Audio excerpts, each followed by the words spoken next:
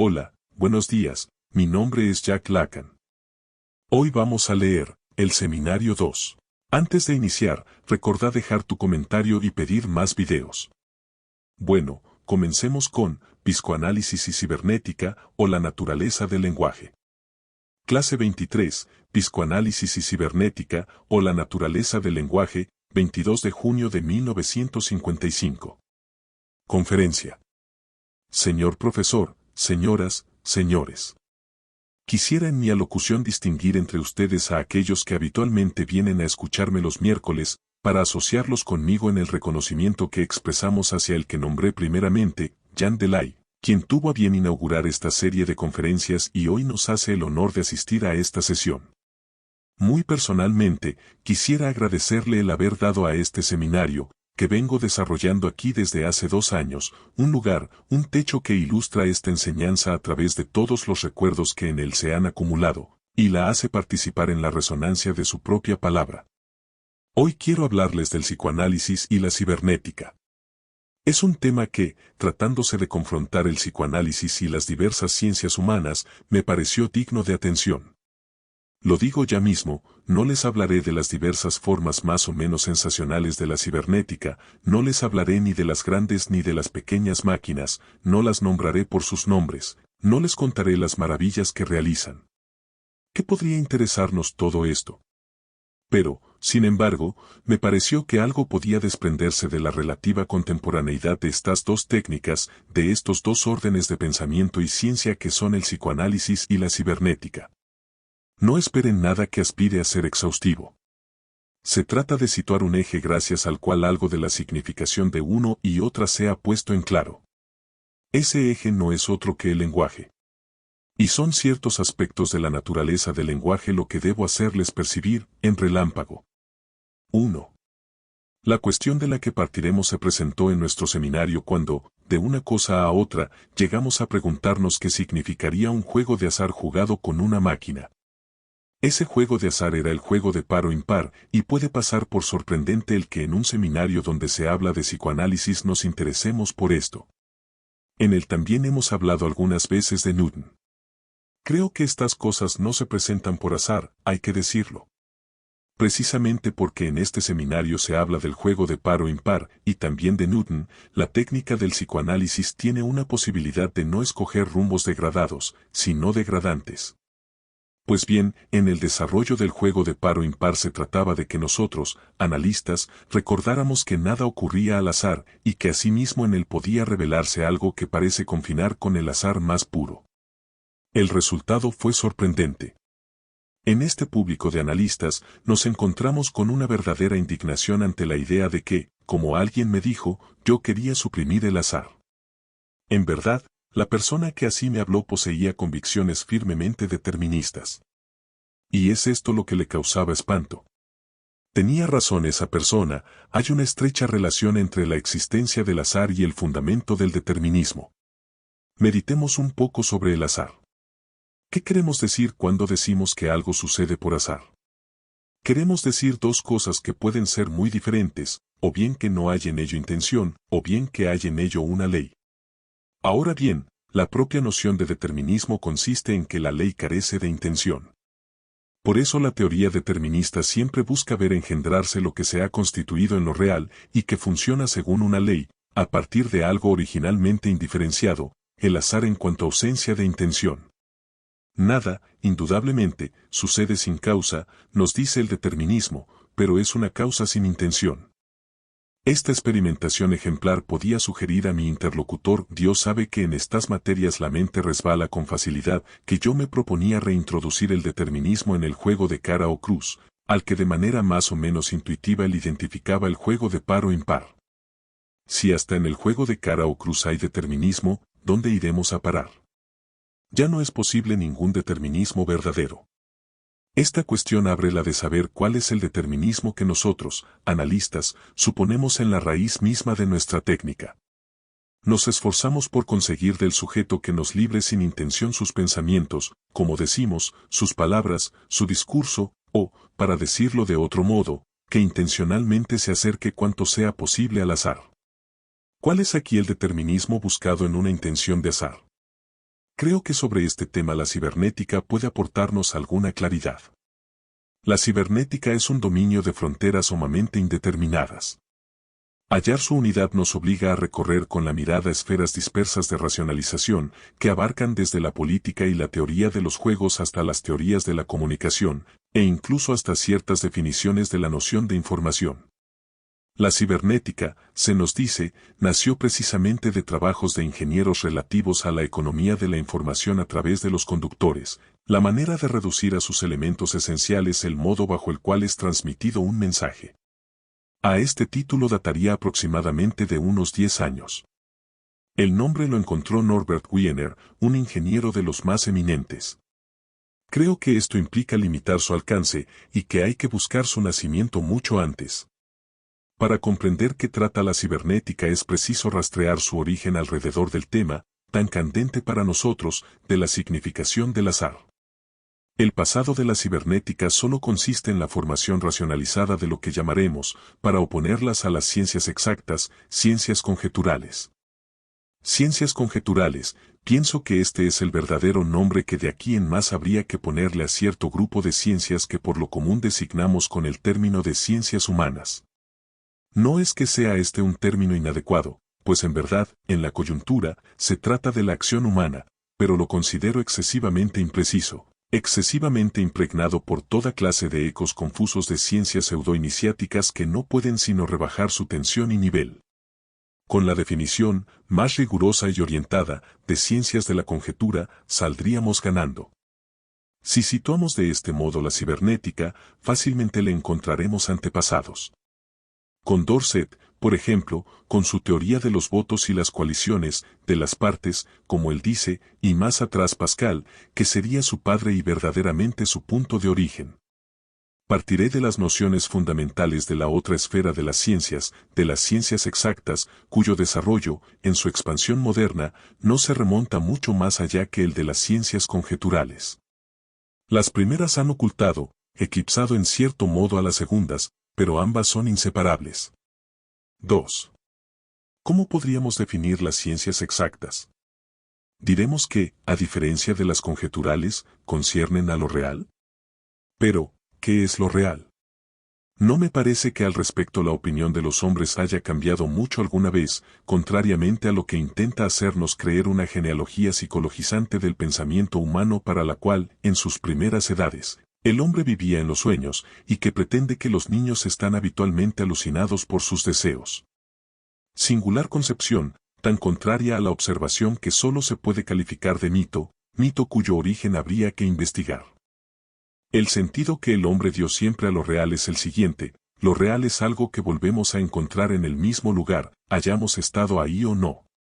Tal vez ese real se ha movido, pero si se ha movido, se lo busca en otra parte, se indaga por qué se lo ha perturbado, también nos decimos que a veces se ha movido por su propio movimiento. Pero está siempre perfectamente en su lugar, estemos o no ahí. Y en principio, salvo excepción, nuestros propios desplazamientos no ejercen influencia eficaz en ese cambio de lugar. Las ciencias exactas poseen sin duda alguna la mayor relación con esta función de lo real. Equivale esto a decir que antes de su desarrollo el hombre no disponía de esa función, se hallaba persuadido de la presunta omnipotencia del pensamiento, al que se identifica con el presunto estadio arcaico del animismo. No se trata en modo alguno de que anteriormente el hombre haya vivido en medio de un mundo antropomórfico del que esperaba respuestas humanas. Creo que esta concepción es absolutamente pueril, y que la noción de infancia de la humanidad no corresponde a nada histórico. El hombre anterior a las ciencias exactas pensaba cabalmente, como nosotros, que lo real es lo que volvemos a encontrar en el punto debido. Siempre a la misma hora de la noche hallaremos tal estrella sobre tal meridiano, ahí retornará, siempre está ahí, es siempre la misma.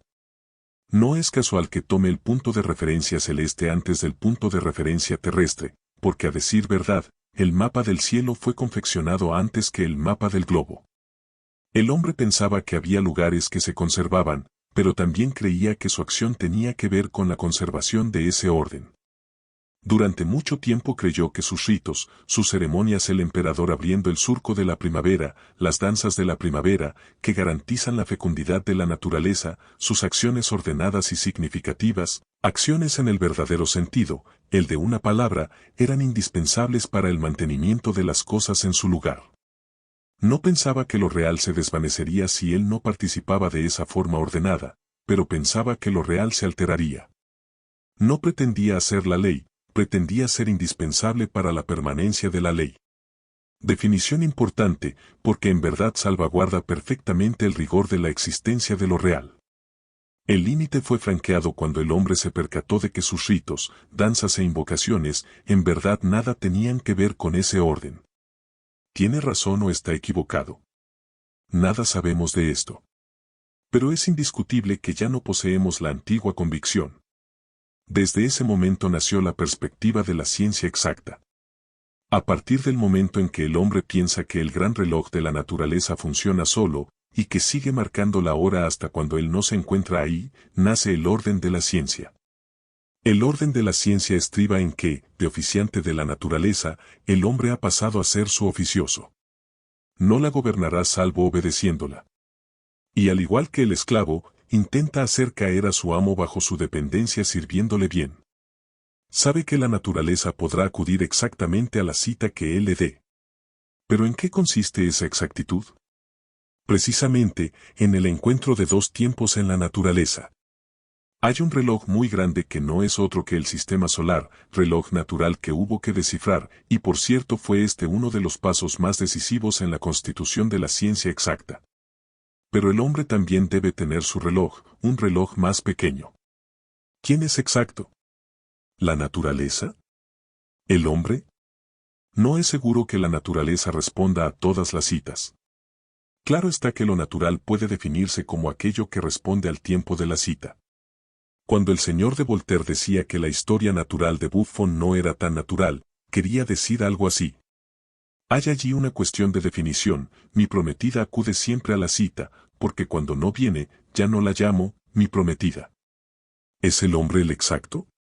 ¿Dónde está el resorte de la exactitud, sino precisamente en el ajuste de los relojes entre sí? Observen que el reloj riguroso, solo existe desde la época en que Huygens consiguió fabricar el primer péndulo perfectamente isócrono, 1659, inaugurando así el universo de la precisión, por emplear una expresión de Alexandre Koyré, sin el cual no habría ninguna posibilidad de ciencia verdaderamente exacta. ¿Dónde está la exactitud? La exactitud está hecha de algo que hicimos descender en ese péndulo y en ese reloj, a saber, cierto factor tomado de cierto tiempo natural, el factor G. Ustedes lo saben, se trata de la aceleración provocada por la gravitación, o sea, en definitiva, una relación de espacio y tiempo. Este factor fue revelado por cierta experiencia mental, empleando el término de Galileo, es una hipótesis encarnada en un instrumento. Y si el instrumento está hecho para confirmar la hipótesis, no hay necesidad alguna de hacer la experiencia que él confirma, ya que, por el solo hecho de que funciona, la hipótesis queda confirmada. Pero aún es preciso regular este instrumento según una unidad de tiempo. Y la unidad de tiempo siempre es tomada de lo real, se refiere siempre a lo real, es decir, al hecho de que éste vuelve por algún lado al mismo lugar. La unidad de tiempo es nuestro día sideral.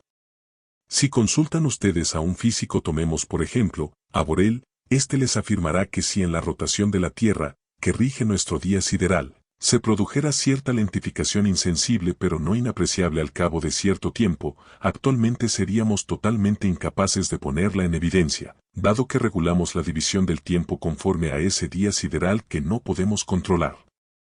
Esta reflexión apunta a hacerle sentir que si bien medimos el espacio con lo sólido, medimos el tiempo con tiempo, que no es lo mismo. En tales condiciones no puede sorprender que determinada parte de nuestra ciencia exacta llegue a resumirse en un número muy pequeño de símbolos.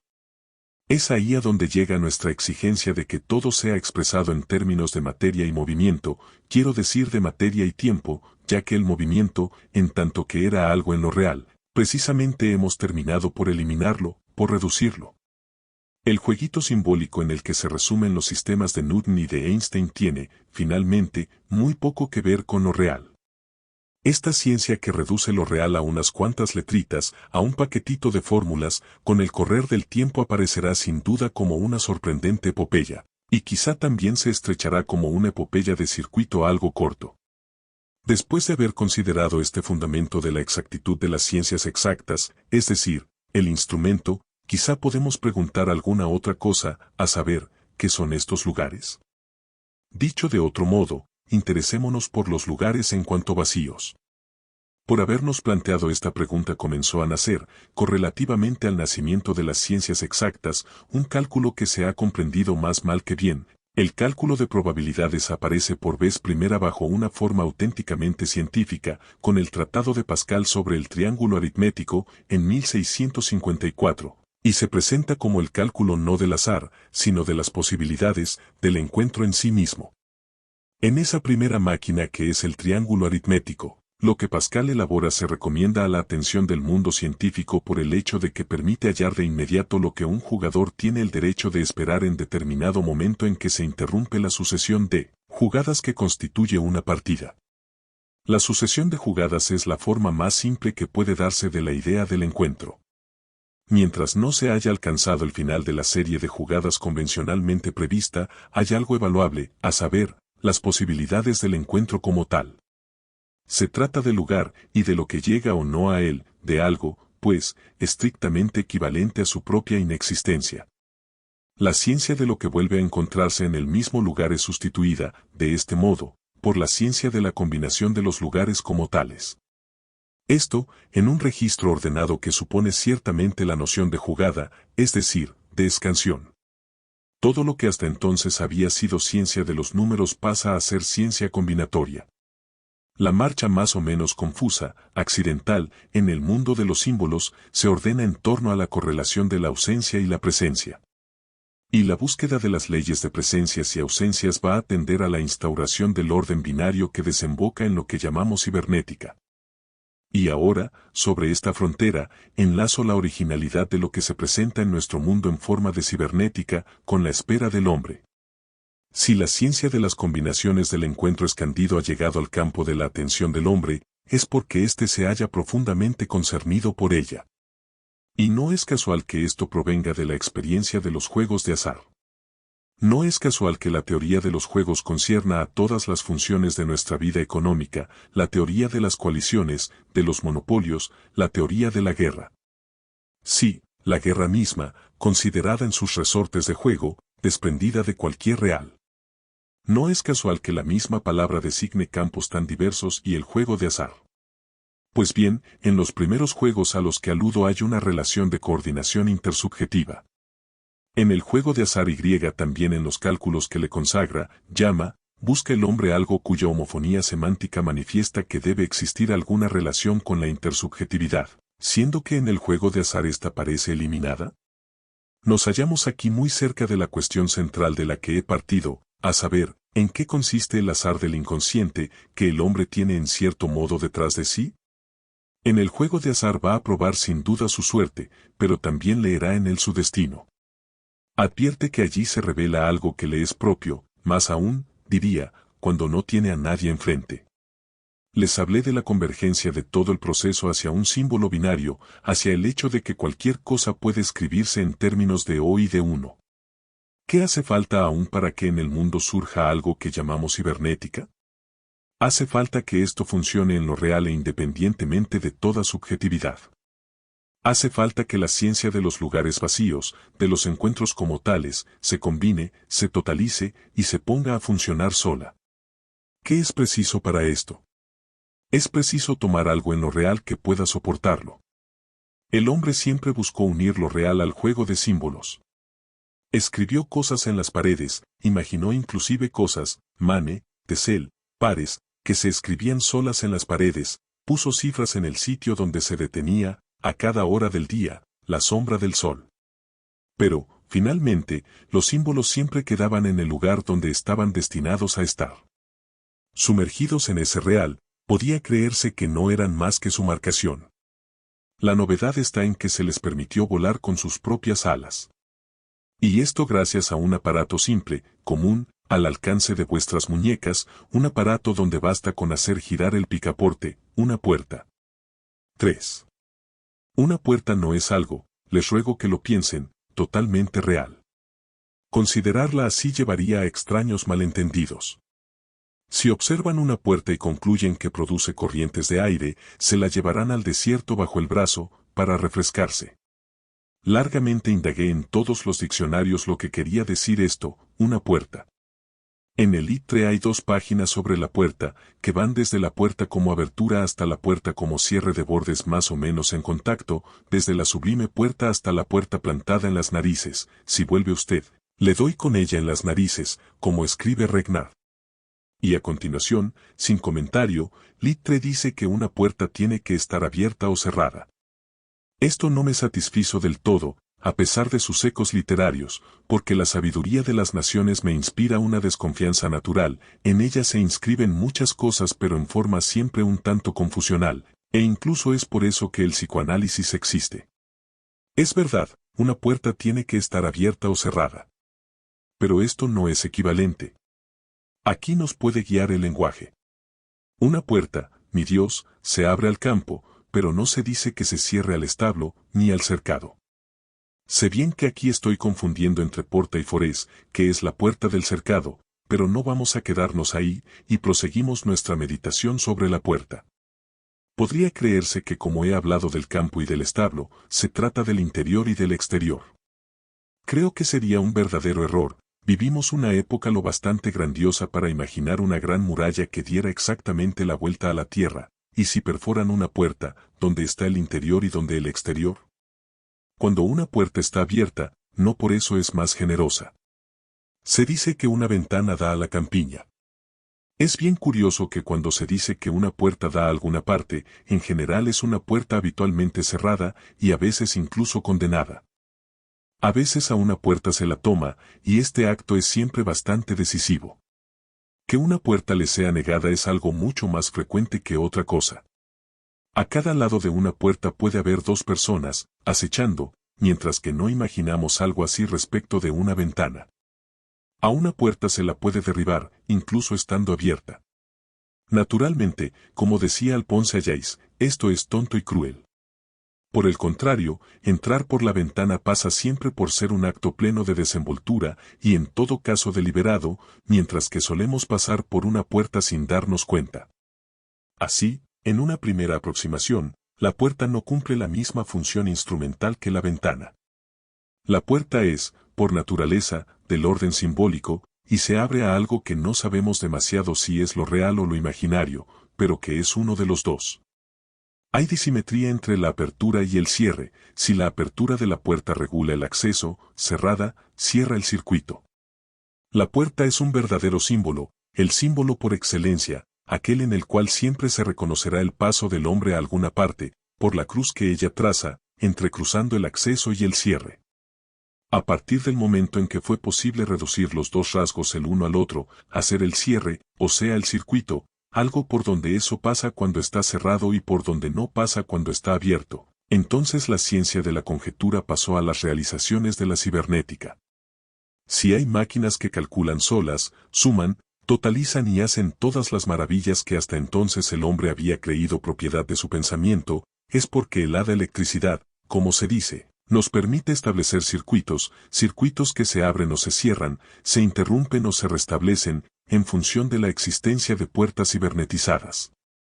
Reparen en que aquí se trata de la relación como tal, del acceso y del cierre. Una vez que la puerta se abre, se cierra. Cuando se cierra, se abre. No es que una puerta tenga que estar abierta o cerrada, sino que tiene que estar abierta y después cerrada, y después abierta y después cerrada. Gracias al circuito eléctrico y al circuito de inducción conectado a sí mismo, o sea lo que llaman un feedback, basta con que la puerta se cierre para que de inmediato sea atraída por un electroimán en estado de apertura, y otra vez se cerrará y otra vez se abrirá. Así engendran lo que llaman una oscilación. Esta oscilación es la escansión. Y la escansión es la base sobre la cual van a poder inscribir, indefinidamente, la acción ordenada por una serie de montajes que ya no serán sino juego de niños. Aquí tenemos 4 casos para una puerta, en los 2 primeros una puerta cerrada, en los otros una puerta abierta. 0. 0. 1. 1. Para otra puerta podemos tener alternadamente una puerta abierta o cerrada. 0. 1. 0. 1.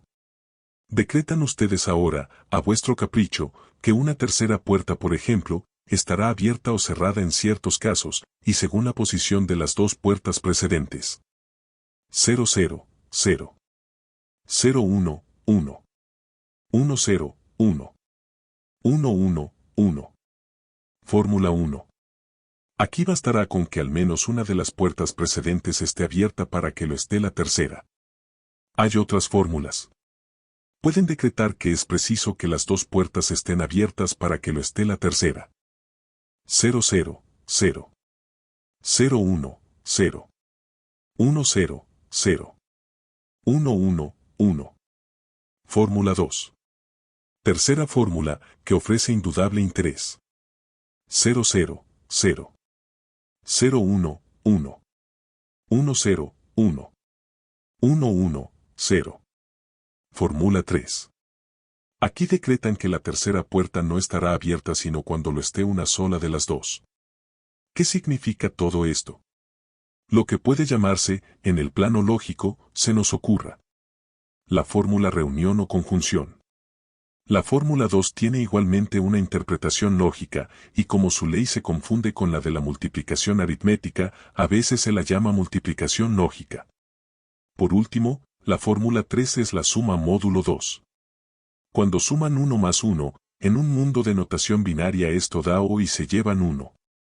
A partir del momento en que se nos ofrece la posibilidad de encarnar en lo real este O y este 1, notación de la presencia y de la ausencia, de encarnarlo según un ritmo, una escansión fundamental, algo ha pasado a lo real, y nos preguntamos tal vez no por mucho tiempo, pero en fin, mentes no desdeñables lo hacen si tenemos una máquina que piensa. Sabemos bien que esta máquina no piensa. Somos nosotros quienes la hemos hecho, y ella piensa lo que se le dijo que pensara. Pero si bien la máquina no piensa, está claro que nosotros mismos tampoco pensamos en el momento en que hacemos una operación. Seguimos exactamente los mismos mecanismos que la máquina. Aquí lo importante es percatarse de que la cadena de combinaciones posibles del encuentro puede ser estudiada como tal, como un orden que subsiste en su rigor, independientemente de toda subjetividad. Con la cibernética, el símbolo se encarna en un aparato, y no se confunde con este, pues el aparato no es más que su soporte. Y se encarna en el de una manera literalmente transubjetiva. Tuve que operar por caminos que pueden resultarles lentos. Pero es menester que los tengan mentalmente presentes para comprender el verdadero sentido de lo que nos aporta la cibernética, y en particular la noción de mensaje. 4. La noción de mensaje, en la cibernética, nada tiene que ver con lo que habitualmente llamamos mensaje, que siempre tiene un sentido. El mensaje cibernética es una serie de signos. Y toda serie de signos se reduce a una serie de O de 1. Por eso la denominada unidad de información, es decir, ese algo por el cual se mide la eficacia de signos cualesquiera, siempre se vincula con una unidad primordial llamada teclado, y que simplemente no es más que la alternativa. El mensaje, en el interior de este sistema de símbolos, es tomado en una red banal, la de la combinación del encuentro sobre la base de una escansión unificada, es decir, de un 1 que es la escansión misma. Por otra parte, la noción de información es tan fácil de entender como uno de los pequeños cuadros que les he hecho. 0, 0, 0. 0, 1, 0. 1, 0, 0. 1, 1, 1. Partamos de este cuadro, que se leerá así: tengo que tener las dos jugadas positivas para ganar. Esto significa que al comienzo tengo una esperanza de un cuarto. Supongan que ya haya jugado una vuelta. Si es negativa, no me queda ninguna posibilidad. Si es positiva, tengo una posibilidad sobre 2, medio. Esto significa que en mis posibilidades se ha producido una diferenciación de nivel cumplida en un sentido creciente. Los fenómenos energéticos y naturales siguen siempre el sentido de una igualación de desnivelación. En el orden del mensaje y del cálculo de posibilidades, a medida que la información crece la desnivelación se diferencia. No digo que siempre aumente, porque podrían encontrar casos en que no aumenta, pero no se degrada obligatoriamente, y siempre apunta más bien a la diferenciación. Todo lo que llamamos lenguaje se ordena en torno a este elemento basal. Para que el lenguaje nazca es preciso que se introduzcan pobres cositas tales como la ortografía, la sintaxis. Pero todo esto está dado al comienzo, porque estos cuadros son precisamente una sintaxis, y por eso podemos hacerles efectuar operaciones lógicas a las máquinas. En otros términos, en esta perspectiva, la sintaxis existe antes que la semántica. La cibernética es una ciencia de la sintaxis, y su función es que nos demos cuenta de que las ciencias exactas no hacen otra cosa que enlazar lo real a una sintaxis. Entonces, ¿qué es la semántica, o sea las lenguas concretas, esas que manejamos con su ambigüedad, su contenido emocional, su sentido humano? ¿Diremos que la semántica está poblada, habitada por el deseo de los hombres? Es indudable que somos nosotros quienes aportamos el sentido. En todo caso esto es seguro para una gran parte de las cosas. Pero ¿se puede decir que todo lo que circula en la máquina no tiene ninguna clase de sentido? Seguramente no en todos los sentidos de la palabra sentido, porque para que el mensaje sea mensaje es preciso no solamente que sea una serie de signos, sino que sea una serie de signos orientados. Para que funcione según una sintaxis, es preciso que la máquina siga un determinado sentido. Y cuando digo máquina, advierten perfectamente que no se trata simplemente de la cojita, cuando escribo sobre mi ola, cuando desarrollo las transformaciones de los pequeños 1 y 0, también esta producción está siempre orientada. Por lo tanto, no es absolutamente riguroso decir que es el deseo humano el que, por sí solo, introduce el sentido en el interior de este lenguaje primitivo. La prueba está en que de la máquina no sale nada que no sea lo que esperamos de ella. Es decir, no tanto lo que nos interesa como lo que hemos previsto, ella se detiene en el punto donde determinamos que se detendría, y que ahí se leería cierto resultado. El fundamento del sistema está ya en el juego. ¿Cómo se lo podría establecer si no descansara en la noción de posibilidad, es decir, en cierta espera pura, que ya es un sentido? He aquí el símbolo, pues, en su forma más depurada. Esta puede ya dar, en sí misma, más que fallos de sintaxis. Los fallos de sintaxis engendran solo errores, son solo accidentes. Pero los fallos de programación engendran falsedad. En este nivel, lo verdadero y lo falso están ya concernidos como tales. ¿Qué significa esto para nosotros, analistas?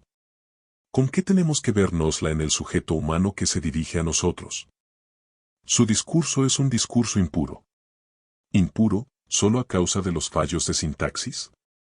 Desde luego que no. El psicoanálisis todo se basa, precisamente, en el hecho de que sacar algo válido del discurso humano no es una cuestión de lógica. Es detrás de este discurso, que tiene su sentido, donde buscamos, en otro sentido, el sentido y precisamente en la función simbólica que a través de él se manifiesta. Y lo que ahora surge es también otro sentido de la palabra símbolo. Aquí interviene un hecho inestimable que la cibernética pone en evidencia. Hay algo que no se puede eliminar de la función simbólica del discurso humano, el papel que en ella desempeña lo imaginario. Los primeros símbolos, los símbolos naturales, salieron de una cantidad de imágenes prevalentes, la imagen del cuerpo humano, la imagen de unos cuantos objetos evidentes como el sol, la luna y algunos otros. Y esto es lo que confiere su peso, su resorte y su vibración emocional al lenguaje humano. ¿Este imaginario es homogéneo con lo simbólico? No. Reducir el psicoanálisis a la valorización de estos temas imaginarios, a la cooptación del sujeto a un objeto electivo, privilegiado, prevalente, que da el módulo de lo que llaman, con un término ahora de moda, relación de objeto, es pervertirlo. Si algo pone de manifiesto la cibernética es, sin duda, la diferencia entre el orden simbólico radical y el orden imaginario. Aún hace muy poco tiempo un cibernética me confesaba la extrema dificultad que presenta, se diga lo que se diga, traducir cibernéticamente las funciones de Gestalt, es decir, la coaptación de las buenas formas. Lo que es buena forma en la naturaleza viviente es mala forma en lo simbólico. Como se ha dicho con frecuencia, el hombre inventó la rueda. La rueda no está en la naturaleza, pero es una buena forma, la del círculo. Por el contrario, en la naturaleza no hay rueda que inscriba la huella de uno de esos puntos en cada uno de sus circuitos. No hay cicloide en lo imaginario. La cicloide es un descubrimiento de lo simbólico. Y mientras que muy bien puede ser hecha en una máquina cibernética, da el trabajo más grande del mundo, salvo haciéndolo del modo más artificial, hacer responder un círculo a un círculo a través del diálogo de dos máquinas. Esto pone en evidencia la esencial distinción de dos planos, el de lo imaginario y el de lo simbólico. Hay una inercia de lo imaginario que vemos intervenir en el discurso del sujeto, inercia que enturbia este discurso y hace que no me dé cuenta de que, cuando le deseo el bien a alguien, le deseo el mal, cuando lo amo, es a mí mismo a quien amo, o cuando creo amarme, en ese preciso momento amo a otro. Es precisamente el ejercicio dialéctico del análisis el que tiene que disipar esta confusión imaginaria, restituir al discurso su sentido de discurso. Se trata de saber si lo simbólico existe como tal, o si lo simbólico es únicamente el fantasma en segundo grado de las cooptaciones imaginarias. Aquí aparece la opción entre dos orientaciones del análisis. Puesto que además, a través de las aventuras de la historia, todos los sentidos se han acumulado desde hace largo tiempo en el lastre de la semántica, se trata de seguir al sujeto en el sentido que desde este momento ha conferido a su discurso, ¿por cuánto sabe que hace psicoanálisis y que el psicoanálisis ha formulado normas? Se trata de alentarlo a portarse bien, a convertirse en un verdadero personaje llegado a su madurez instintiva, salido de los estadios donde domina la imagen de determinado orificio. Se trata, en el análisis, de una cooptación a esas imágenes fundamentales, de una rectificación, de una normalización en términos de imaginario, o bien de una liberación del sentido en el discurso, en esa continuación del discurso universal en que el sujeto está embarcado. Aquí es donde las escuelas se separan. Freud poseía hasta el más alto grado ese sentido del sentido que hace que una de sus obras, Los tres cofrecitos, por ejemplo, se lea como escrita por un adivino, como guiada por un sentido propio del orden de la inspiración poética. Se trata de saber si el análisis proseguirá, sí o no, en el sentido freudiano, buscando no lo inefable, sino el sentido. ¿Qué quiere decir el sentido? El sentido consiste en que el ser humano no es el amo de ese lenguaje primordial y primitivo. Fue arrojado a él, metido en él, está apresado en su engranaje. El origen, no lo conocemos. Se nos dice, por ejemplo, que los números cardinales aparecieron en las lenguas antes que los números ordinales. No lo esperábamos. Se podría pensar que el hombre entra en el número por vía del ordinal, por la danza, por la procesión civil y religiosa, el orden de precedencias, la organización de la ciudad, que no es sino orden y jerarquía. Y sin embargo los lingüistas me lo afirman, el número cardinal aparece antes. La paradoja tiene que dejarnos maravillados. El hombre no es aquí amo en su casa. Hay algo en lo cual él se integra y que ya reina por medio de sus combinaciones. El paso del hombre del orden de la naturaleza al orden de la cultura obedece a las mismas combinaciones matemáticas que servirán para clasificar y explicar. Claude Lévi-Strauss las llama estructuras elementales del parentesco. Y sin embargo, no se supone que los hombres primitivos fueron Pascal. El hombre está comprometido por todo su ser en la procesión de los números, en un primitivo simbolismo que se distingue de las representaciones imaginarias. Es en medio de esto que algo del hombre tiene que hacerse reconocer. Pero lo que tiene que hacerse reconocer, nos enseña Freud, no es expresado, sino reprimido. Lo que en una máquina no llega a tiempo cae, simplemente, y no reivindica nada. En el hombre no sucede lo mismo, la escansión tiene vida, y lo que no llegó a tiempo permanece suspendido. De esto se trata en la represión. No hay duda de que algo que no es expresado, no existe. Pero lo reprimido está siempre ahí, insistiendo y demanda ser. La relación fundamental del hombre con ese orden simbólico es precisamente aquella que funda el orden simbólico mismo, la relación del no ser con el ser. Lo que insiste para ser satisfecho no puede ser satisfecho sino en el reconocimiento. El final del proceso simbólico es que el no ser llegue a ser, que sea porque ha hablado. Bueno, espero que te haya gustado y espero verte la próxima. Recordá dejar tu comentario y pedir más videos. Hasta la próxima.